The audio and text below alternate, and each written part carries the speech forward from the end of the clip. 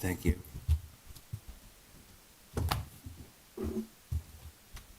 It's 7:30. We're going to call this meeting to order, Personnel Committee meeting. With 24 hours notice given, we'll start the meeting here. We have 3 items on the agenda: our administrator search, human resources position, and an organizational review of the chart. I just handed out to council a packet on administration search. The potential company, Colin Danziger and Associates, they show a preliminary contact with them. They're a search firm that specializes in administrations. And they show a fee here of $30-some thousand to do the search.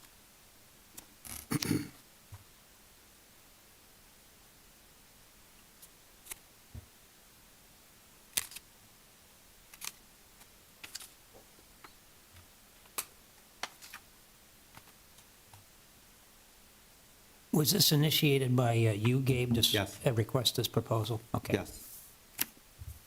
Yeah, I thought we should have some information in front of us we could look at and decide going forward what we want to do with it. Of course, we're in need of that position, as a couple more positions, so this is the first one we can talk about. It's a very qualified company.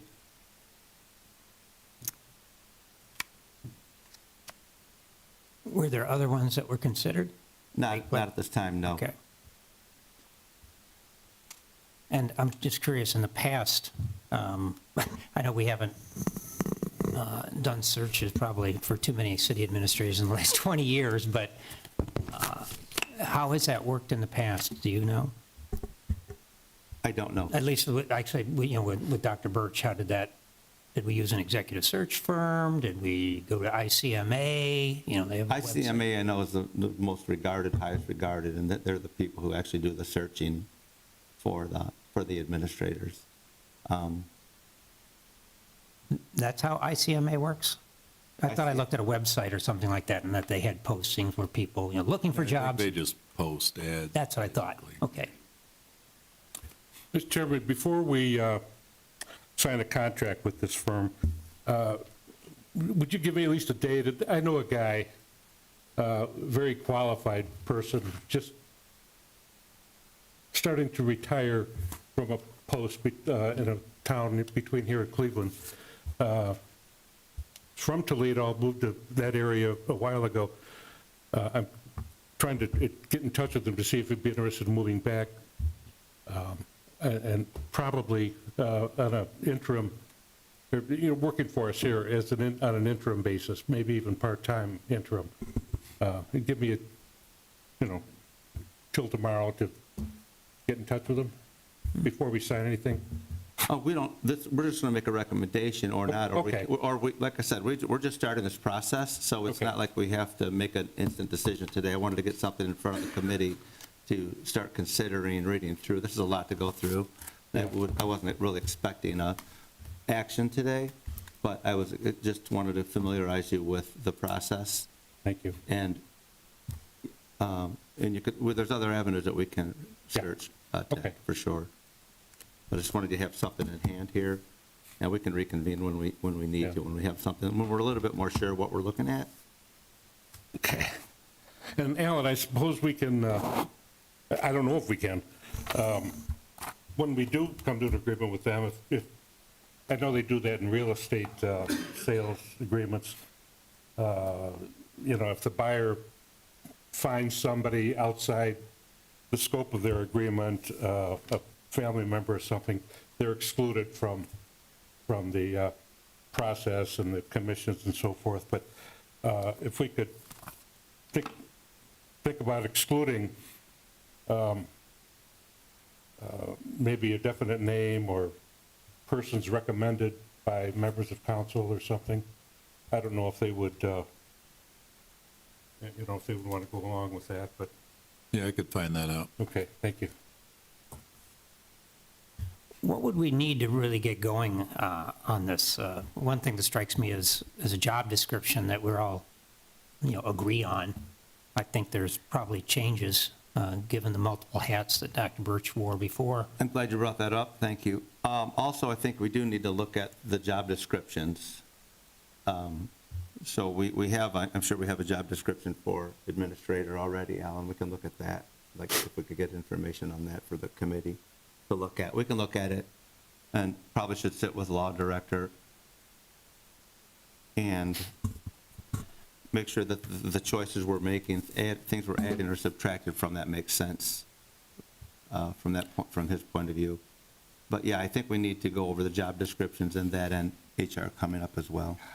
Excuse me, Mr. Barrow. The mayor did task the directors to review the job description and make some recommendations. So we have started that process. It's with Alan and the mayor to look over at this point. Oh, good, great, Yep. perfect. Anything else on this topic? Mayor? So in the past, the two administrators that I basically worked for with Mr. Gzak and Mr. Birch, and neither one of those were actually done through a search. They were just done through posting posting the position and kind of reaching out to people that other people knew and said, hey, do you know there's a posting here and there's an opening and so forth.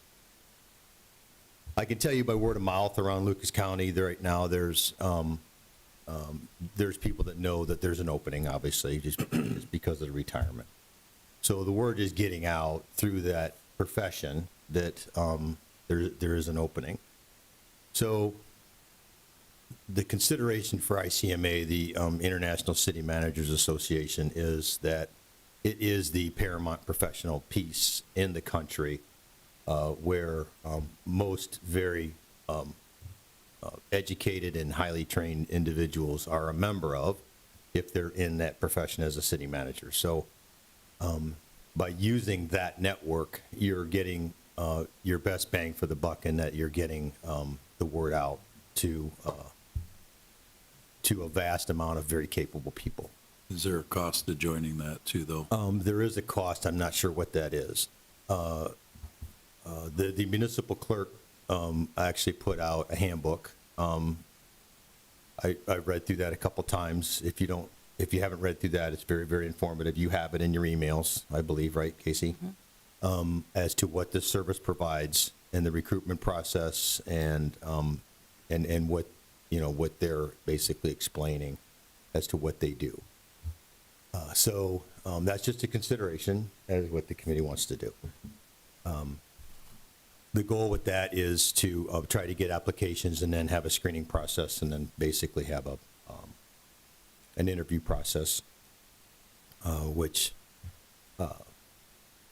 can be a host of people. Typically in the past, what I've seen, it's a mix of council, citizens.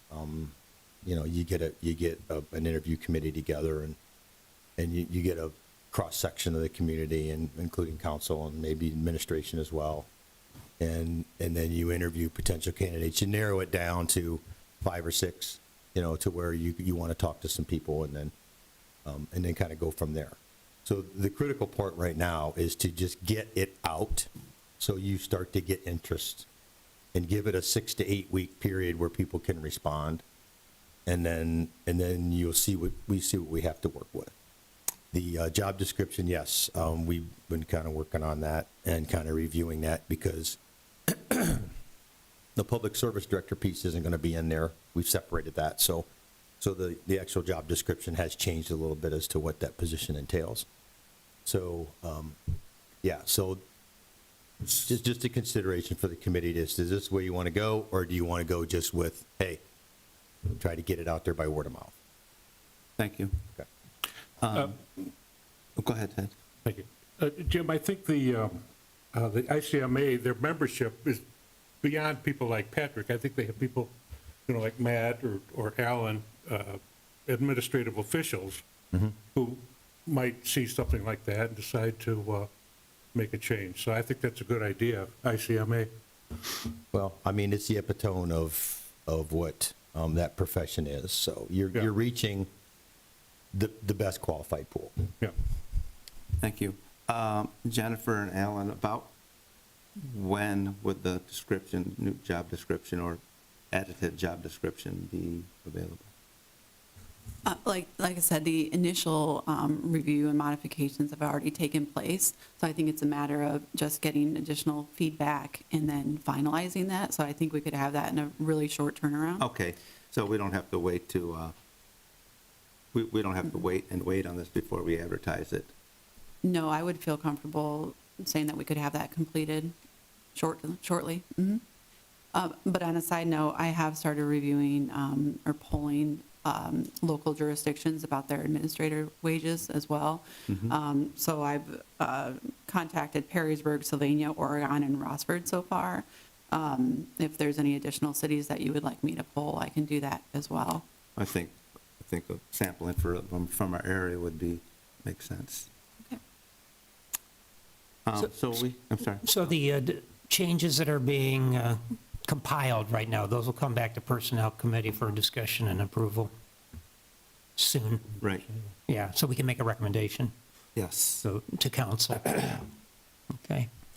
Okay, well, you think in a week or two that'll be completed? I would feel comfortable with that. Okay, great, and we can reconvene on that point. Yeah, should get a meeting scheduled to say next 2 weeks. Yeah. Within 2 weeks, get it on the calendar. Sure, okay, thank you. Next position we're talking about is a human resource position. I handed out a job description. I don't, where did this come from? Was this already on the books for the human Yeah, resource? that was the last one. That was the last approved one. by personnel. And again, I think some of these need to be looked at as far as responsibilities go, duties rather, and duties. How current is this? Do you know, Jennifer? That is the most recent one. I'm not sure that you're looking at the job description. That is from 21, I think. Okay. Yeah, that is the most recent one. And I also summarize tasks that I've identified as well. It's a very extensive list of daily tasks, intermittent tasks, annual tasks that are being dispersed now amongst about six staff members. Right, I saw that report. Okay. Yeah, thank you. As that job description is looked at, when I reviewed, what we currently have, it just struck me as really almost kind of a lot of clerical kind of activities. Of course, like everybody now, I'm going to ChatGPT or something like that to ask the expert out there in cyberspace, what the duties are, functions, and I'd like to see this as more of a kind of a lot more value-added type of position. There are tasks in recruitment and staffing, training and development, performance management, of course, compensation benefit. There's a lot of data, of course, in the HR world that has to be maintained, managed for compliance, which is another major area of an HR function, typically compliance. But as this is looked at, however that unfolds, I think we need to keep that in mind. That we're not looking for something that's just moving a bunch of information around, kind of a liaison for the wellness program and other things like that. But there's a lot of really important value-added functions that we should have in our HR function. I said that twice, function. Sorry about that. And I'm curious, would we need a person who's hired in at a manager level at that pay grade, or could we do a specialist, a HR specialist, or does it have to be a manager? That's what I'm not sure about. I would think for our size organization, and I come from an even smaller organization, we have an HR manager. I think a specialist would be targeted at doing, very specific things. And I think we need somebody who's got the broad perspective, the range of HR functions under their supervision. If we add compliance duties to that, I think that would probably elevate that. What from- kind of duties? Compliance. Oh, compliance. I'm not suggesting we need a formal compliance plan, but I think it wouldn't hurt to have a compliance officer, which would certainly not be part-time with, what do we have, 130 employees? but somebody to whom employees feel confident in talking to if there are problems with their manager and so forth. There are a whole host of issues involved in a compliance plan, that's being just one of them, that would intersect with human resources. We have 142 full-time employees. And then it grows in How many, summer. please? We have 142 full-time employees, and then add an additional 70 or so part-timers. That obviously it's inflated during the summer months for pool and rec, but we do carry part-time employees throughout the year. But yes, 142 full-time right now. Anything else? And I would just maybe continue that discussion a little bit. A lot of the duties that are listed in our job description are compliance related. I mean, we're not a non-compliant organization, I don't think, but whether it's civil service stuff, health insurance related, I mean, Bureau of Workers' Comp is mentioned in here, all kinds of just state labor laws, union contract related, issues. I'd see that falling under an HR manager type of role, somebody who needs to be very conversant with that kind of stuff. We have a tremendous amount of worker comp claims. Ooh. So I think not just dealing with those claims, but maybe looking at the bigger picture, safety training we can do. I'm certain that there is. Jennifer, how many claims do we have approximately a year? And I know they don't go away in a year. I mean, in the last 2 weeks, we've had 6, 7. Would we ever outsource that to firms that handle? Well, we have a TPA that sort of funnels that information. I don't know what a TPA is. A third-party administrator. Oh, okay. And they do make recommendations, but it all comes to the city. There's a lot of time involved with, so-and-so was injured, can you please tell me, is he back to work? How much time did he miss? Stuff like that an HR person would do. That's another duty they could do. Yeah, and there's hearings that somebody should be attending.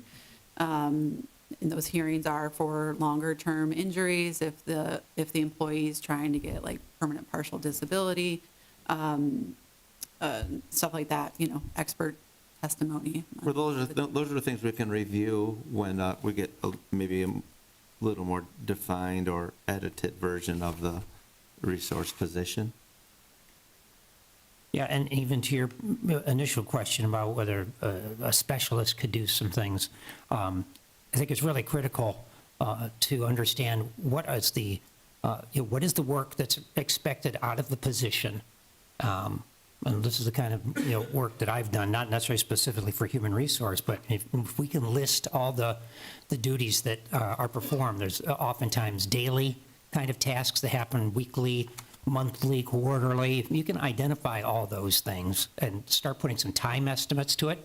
We might find out that an HR manager is not enough. I hope that's not the case, but, to say that, like, if this Bureau of Workers' Comp, if we have lots of stuff, if we found out that, my gosh, that's like a half a full-time equivalent, just to do all the things associated with that, that's something we need to know and understand. Yeah, So agreed. maybe it's building on the list that Jennifer, alluded to about the different functions that are performed. And I know there's some people in this group who are pretty knowledgeable about HR functions, that could look at that too and say, well, what about this? Are we doing this? Are there things not on that list that we should be doing? Yeah, I think it needs to be looked at more finite. At this point, I'd entertain a motion. I'd love to make a motion, Gabe, but what do you want me to say? That we not table it, but continue to consider the HR duties and, To kind of ask the administration to provide a revised human resource? Well, we could do that. We could do that first. Actually, we'll reconvene okay. anyways in a couple of weeks. We can do that, sure. Well, we don't need a motion for that. Just, I think maybe a little more finite on the duties of our HR person, and then we can revisit that as well. Can I ask a question on that? Sure. Sorry, just because we obviously have sort of disparate HR duties for all the different. Could you cover the Yep. microphone, please? Thanks.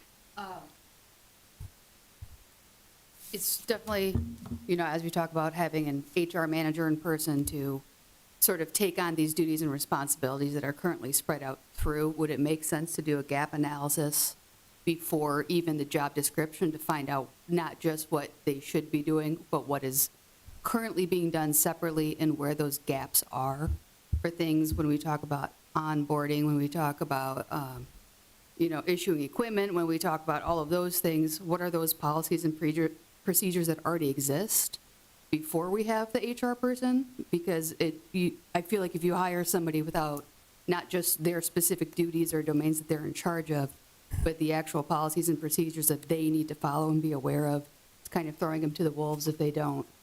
I did Yeah. send, so when I drafted the list, I mean, that was a compilation of a lot of people's input.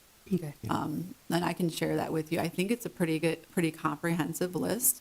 When the HR position was vacant, it was just, like I said, everyone just kind of, Yeah, I Did saw the that, duties Jennifer. to I thought that was complete it. good.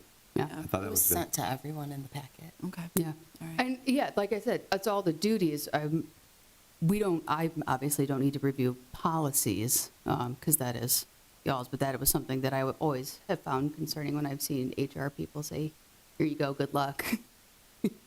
And I would, kind of what you were talking about with an executive search firm, would it make sense to have a consulting firm for HR come in and audit what is currently being done to help define that further? Sure, they'll be in deep for a few beginning, for sure. Thank you. I'd like to make sure I understood what you were suggesting, Chelsea. Was it kind of an assessment of how things are working today? You know, like by talking to employees, say kind of what's working well in the HR world and what's not? So a lot of HR consulting firms come in and they do, we're going to come back. Yep. Not a full, something like it necessarily executive search firm or anything like that, but a lot of HR consulting firms come in and do a gap analysis or an audit to see where we're at right now, what the best practices are comparatively across the state and locally. And it's just, there's already so much that's being done because a lot of these positions aren't filled between administrator and HR. It's kind of tough sometimes to see it internally when you have an outside firm come in and look at it as a gap analysis, needs assessment, comparative best practices, essentially what is a mini HR audit. It can really be nice to have sort of that third party take a look. I've written some RFPs for that type of thing. It just makes it a little bit easier for everybody who is not familiar to have a better understanding. For those on the inside, when you're in it, you're not always looking at it, if that makes sense. You can't always see the forest through the trees because we're already doing all of these things and there's so much change. Sometimes having that sort of outside view, say, okay, here's our Yeah, findings. here's the deficiencies, here's our, Yeah, here's the deficiencies, here's the things that could be updated, here's the things you don't need to update, right? that sort of thing. It does make it a little bit easier to sort of define a description based on, a job description based on that, which also might actually help you with some of your administrator stuff, when you say, oh, here's what these other cities are doing, here's best practices. It just makes it a little easier having a third-party view sometimes. Right, thank you. How many firms are out there locally, you know? Locally? Oh, probably 10 or 12, just locally. But it doesn't necessarily have to be locally. Some of the ones that I've seen, they have weighted scores, based on strategic planning process. Locality is usually up there, obviously pricing. So there are a ton. And then if you even go outside that and you do it virtually, if you were to do just a quick or simple either request for information or request for proposals, you'd probably get 30 responses from different firms. Would you send that out to SHRM? Do they have the ability to post an RFP?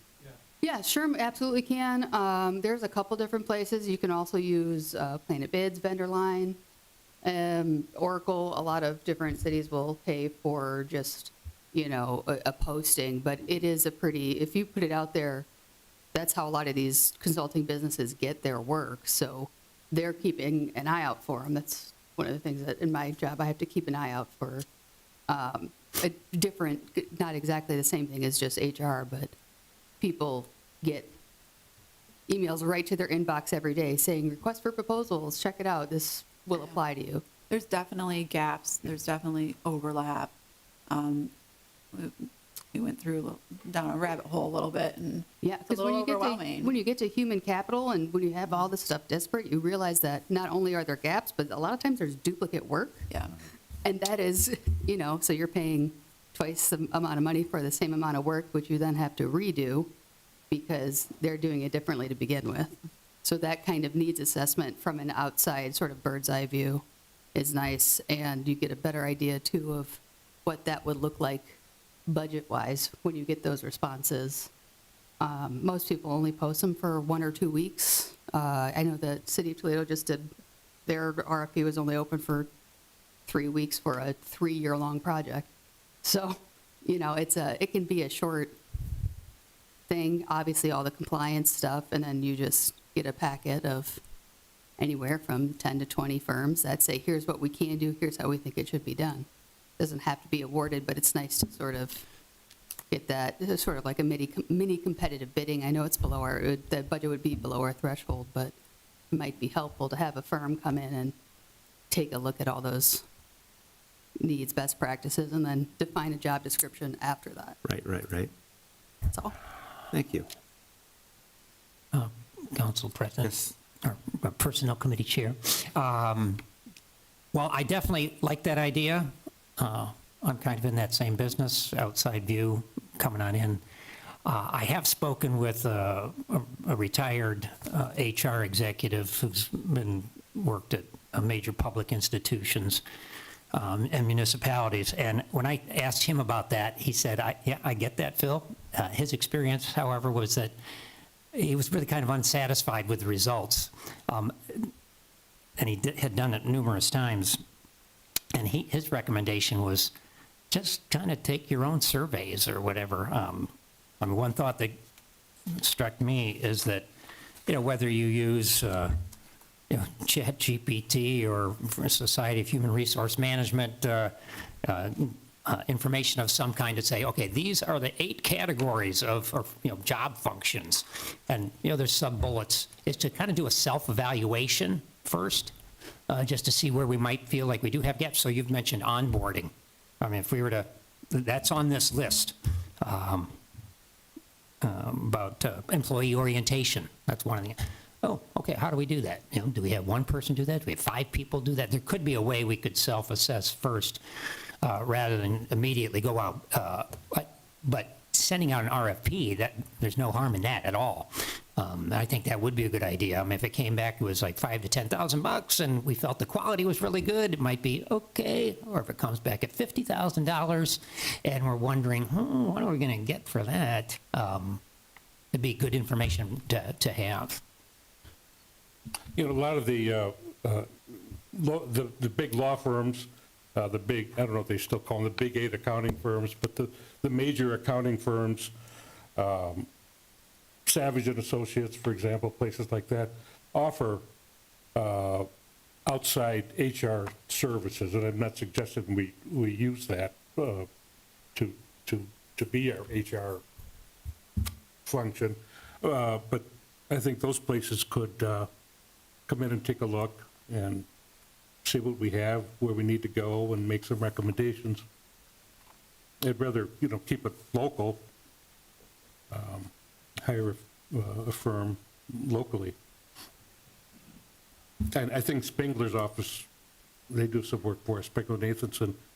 I don't know if they have something like that or not, but probably Shoemaker's office and the big law firms offer those services. That's not going to be $5,000 to $10,000.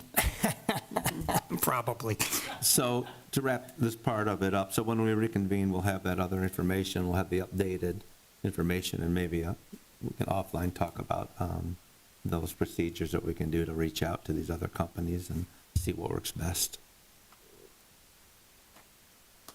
Oh, they had a question, okay.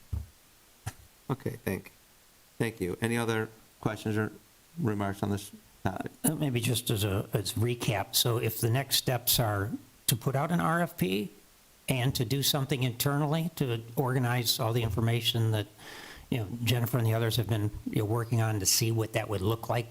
Correct. If those are the two actions, I think those are good ones. Yep, thank you.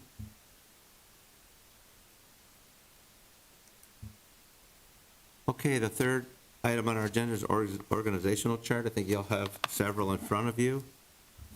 We have charts from, of course, City of Maumee, City of Perrysburg, Findlay, Bowling Green.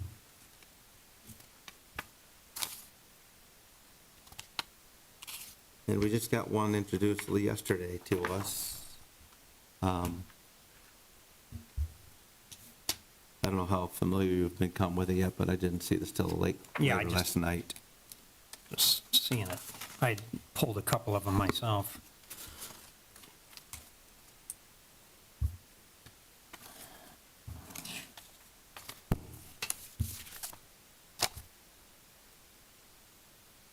Well, as far as org chart goes, Alan, given our charter and the, positions that are described in the charter, do we have, are there any restrictions that we have to be careful about? I haven't had a chance to Okay. review this other flow chart yet, so Okay. I'll do that analysis, so. Yeah, there are some things that jumped out at me, but again, I didn't have time to review it thoroughly enough, and certainly not with Alan, because he hasn't looked at it yet.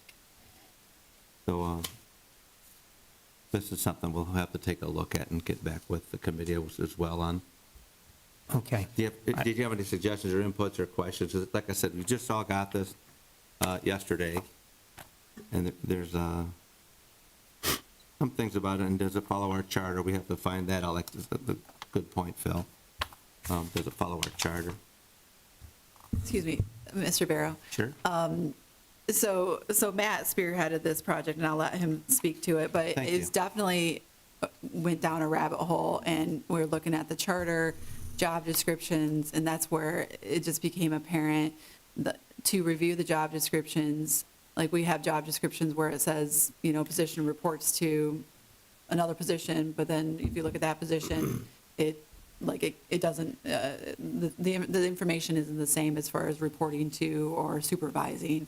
And then there's contradictions with job descriptions in the charter. There's contradictions with ordinance changes. I'm So sure there it's- is. It's sure very, there it was is. very overwhelming, but. I'm sure there is.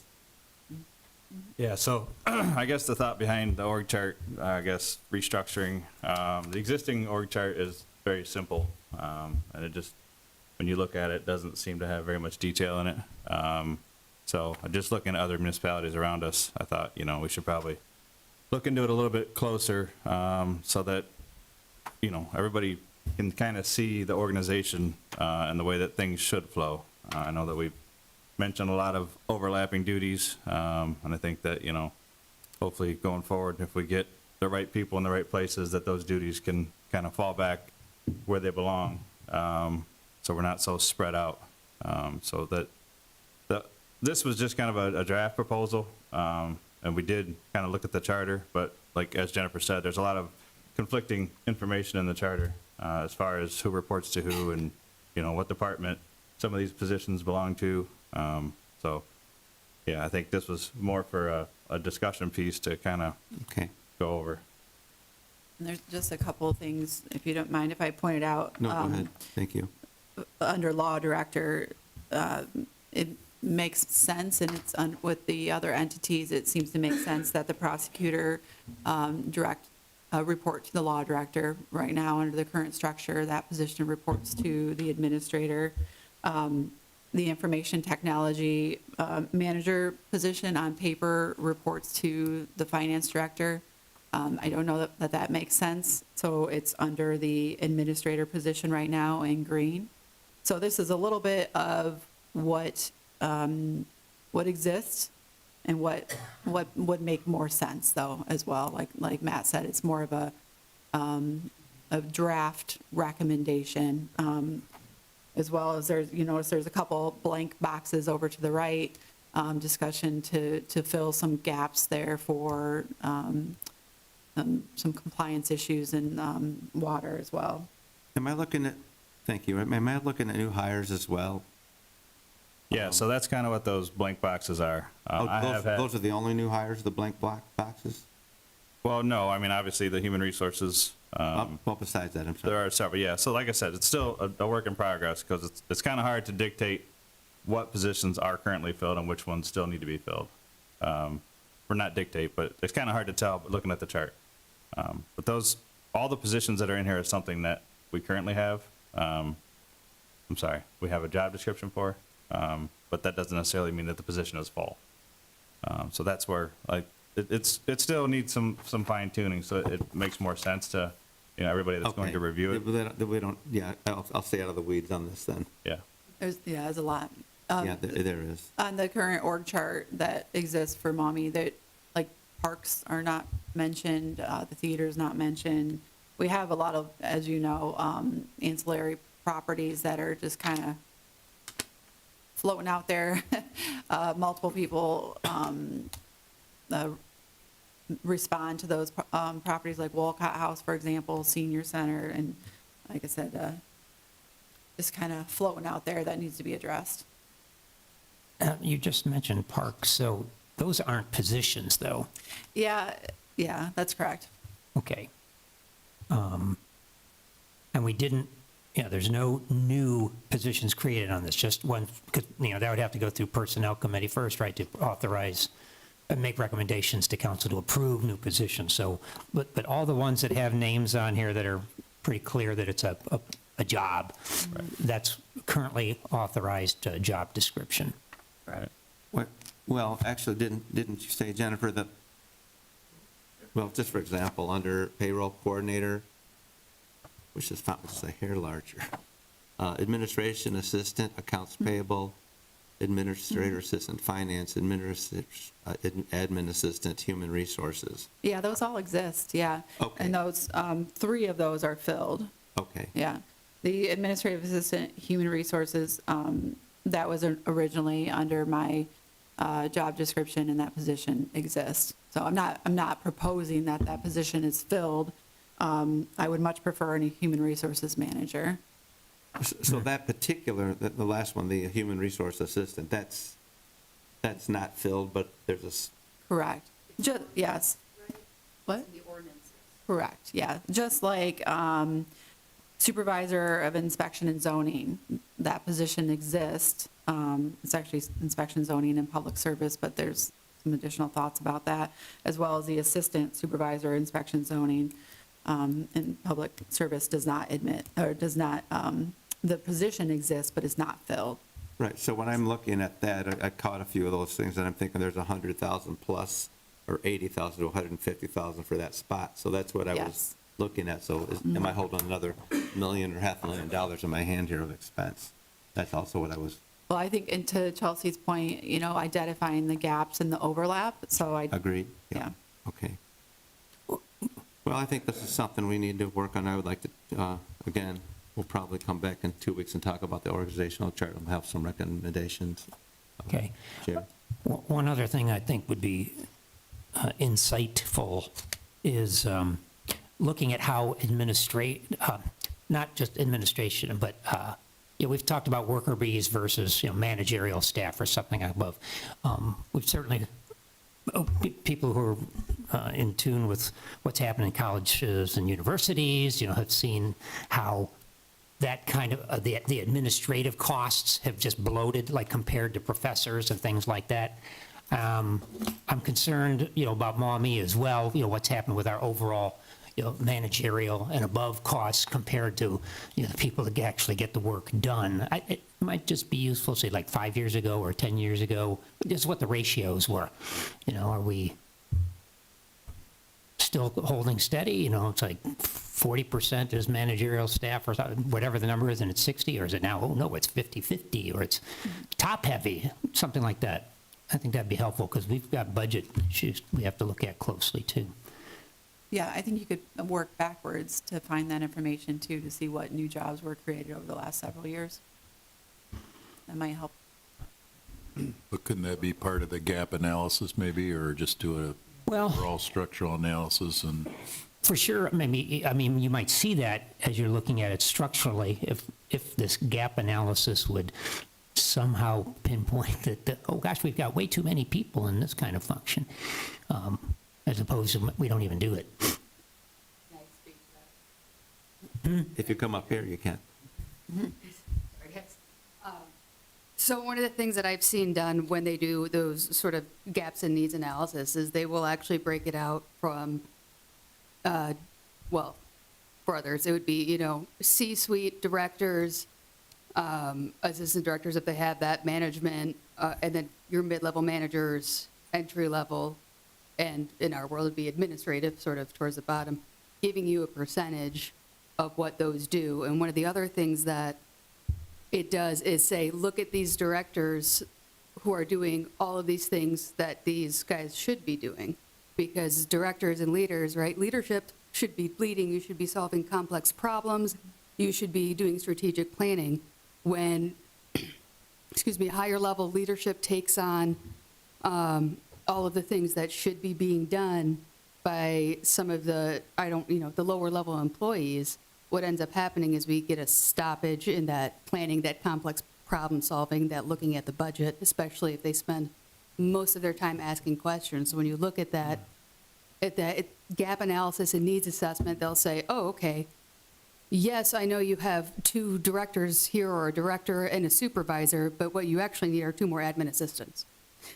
You know, so there's a lot of play, or they might say this person who is currently only a supervisor should be really put into this director spot because they have the knowledge and understanding and are already doing half the work anyway. So it's a lot more about, when we talk about restructuring, one of the phrases that we'll use is aces in their places, which is just basically means that when you've got somebody internally that you can put into a spot that might just be a part of their job description or their new job description. So that is a big part of when you do a gap analysis, a needs assessment, you look at that structure and you look at that top heavy, because if you, generally speaking, if you have more director level people, supervisor level people than you do workers, which I don't think we do looking at our chart, but it's always good to look at. That's why normally organizational charts are built like this, right? But if it's a really flat thing with almost nobody underneath, a flat hierarchical, as opposed to a traditional or a matrix, what ends up happening is people below either don't feel confident enough to do their job and they have to ask 8 million questions every day, preventing the people up top from doing their job. So that's why with organizational charts, having those reporting lines, having your matrix duties, and really assessing who needs to be where and what needs to be where. We might not need a specific parks person, but if you've got somebody, I haven't seen the chart, but if you've got, a commissioner of natural resources, is that person going to then say, okay, so I'm in charge of the things for this park, for these parks? So that is a big part of what that gap analysis and needs assessment would do, if we write it right. Does that help? Yeah, A little. It's, That can be, and that can totally be done internally. It doesn't have to be an Yeah. outside firm, but doing that, I think, would help you see if it is top heavy or yeah, not. because even just with simple metrics like span of control, looking at how this really works, as a supervisor supervising 2 people, are they supervising 1 or are they supervising 10? In some organizations, say, in the service, as you get down closer to the work, it should be probably a bigger span of control. But still, you don't want it to get too small. Yeah, and you don't want it to, and it's tough too, because, when you look at indirect reporting, technically, you're in charge, and not just in charge of, because it's not just about supervising, it's also about being accountable for the things that those people do. So there will be times when maybe a supervisor might technically only be in charge of 2 things, but they might be in charge of a lot of assets as opposed to people. And being able to know when they can and can't make decisions is a part of that sort of hierarchy, whereas somebody on a lower level would need to go get permission, somebody in a mid-level needs to feel comfortable enough to go and make those decisions without having to second-guess themselves. We're getting into HR training, sorry. All right, thank you, Chelsea. Jim?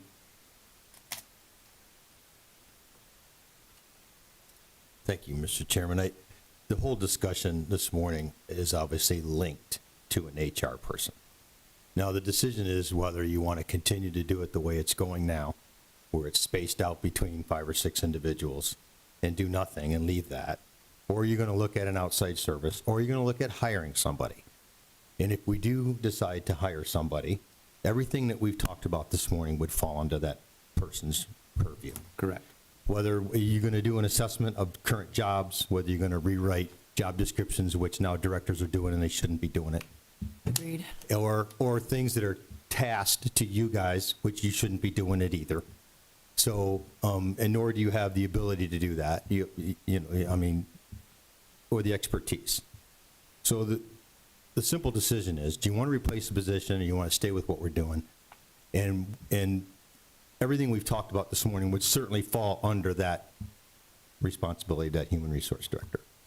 Rewriting job descriptions would be part of the interview, saying, hey, you got to this is what our needs are. These are going to be the things you're going to be doing. We've had 2 HR people in the past. We don't have one now. What's going on is not working. So that's the Agreed. decision the committee, I think, needs to think about. And all these things are good that we've talked about today, but So- it needs to get put to that position and communicated to them, look, this is what we need out of you. And this is what we're looking for that person. So we could advertise a position, and in the Look, just- meantime, have that other That's- things put in place. I'm just trying to simplify it. No, that's good, thanks. Jim, do you know if the Ohio Municipal League has any recommendations on this stuff? Okay. That sounds like that's a good source to go to as well. But do we need a revised job description before we can post? No, the we opening? don't. Okay. That's the point. Just start Mayor made, soliciting and interest. I agree with that, so we can Okay. get the ball rolling with that, with a motion. Yeah, I'd make a motion that we post the HR manager, job opening as soon as we can. And just have a second? I'll second that. I just want to make sure that we nail down the job responsibilities and the job description and so forth. And that could be a fluid thing too as well, but we have a good start on it. We have a good format already, and we can add to it. And maybe that can be some of the discussion when there are interviews going on. Call a vote? Barrow, Yes? Kurt, Yes, Lineback. Yes, Okay. And then we'll revisit the organizational chart in a couple of weeks when we have a little bit more administration. The job duties, description for rather. that, too. What's that? The job description. Yeah, yeah. okay. Is there anything else up here? I don't mean to be, this is fine. I'm just trying to suggest things, for you to help I make hear your you. decision. Obviously, an HR person would help with those job descriptions and may help clarify and make a definition of where they fall in the organizational chart. So you may be trying to push the horse before the cart, or, I'm in the cart before the horse. And so just a thought. Okay, thank you. That I think once you get an HR person in place, you can have a lot of these discussions and get that input that you need to make the decisions, whether it's as simple as what an organizational. No, chart that's a good point. Do you have any idea how long it takes for that process for an HR person? I think we you could advertise get somebody how many hired before the end of the year. Okay. I think that's realistic. Yeah. Yeah. Yeah, I agree. Put it out for 3-4 weeks, that's it, and do some interviews. Yeah, and as long as we identify somebody who's comfortable with a Yep. little ambiguity in the role right now, that you're going to help us sort a bunch of stuff out, so that they have some of the experience necessary to deal with that, I think we'd be in good shape. So that would back up our, Typically, when you hire somebody, the HR would run that, but now you're going to hire somebody that you want to run that. So you may have to put a small interview committee together. Probably some administration, some people from personnel committee, that kind of thing, and to help make that decision. And then then that will moving forward, then that person would handle those hiring all right, so that just backs up our administration slot until middle of next year, I would imagine. Thank you. Mayor, Yes. Oh, remember how long it took to find a new administrator at the last one? Wasn't it? It wasn't long. There was, when Mr. Birch hired, there was 4 people that put in for the job. I actually put in for it and interviewed for it. And it didn't take very long. I mean, the applications went in for 4 weeks, and I think we did interviews the next month, and okay. it started like in August, and he was hired in January. Yeah. That position was vacant for a while, though, right? I think Donna. Yes, it was vacant for probably 8 months. Okay. Yep. That's where I was curious, because then it was vacant for Yeah, it was the vacant. actual process. No, because the search was very local. It was just, it came out just right here. So Mr. Birch was from here, and he was basically, so am I, but there was I think another guy from Lima. So the interest was local, I mean, Northwest Ohio. Yeah. Thank you. John? To Jim's point, you can post a job on the ICMA website for less than $1,000. And not pay for the extensive search. Correct. Yeah. Yeah, good point, John. There's a difference between just posting and then having them. Correct. And it wouldn't hurt, once we get to that point with, after an HR manager is hired, it wouldn't hurt to post it locally, and then if there's Right. no qualified candidates, then you go to the next step. So you can use ICMA as one of your tools. Correct. Also do it locally. You can also do the Ohio News Bulletin, you can post that on there as well. So those are all within reasonable price type of programs. Do we need to recommend, this is just a recommendation committee, do we recommend this to council, or do we? You could recommend the ability to spend the money because we don't have that approval. Right. Or I don't know what that is. For the ICMA search, but I thought the priority is HR right now. It is. Okay. I mean, I think at this So we can point in hold the off. year, I could All right, so include that's the a good, 26 that's a good budget. tool to have, John. Good, okay, sounds good, thank you. Any other comments or concerns, council? Just Committee? one other comment. Sure, At least get a job description, and I would move forward with posting for the administrator's position, even though you haven't hired HR yet, just so you get that ball rolling and give it some time for people to apply. Because it's going to take a while. okay, we'll do that at the next, in the next meeting we have, we'll do that soon, within 2 weeks. Anything else? Accept the motion to adjourn, I'll make a motion to adjourn. I'll second that. call the roll? Barrow, Yes. Kurt, Yep, yes. Yes.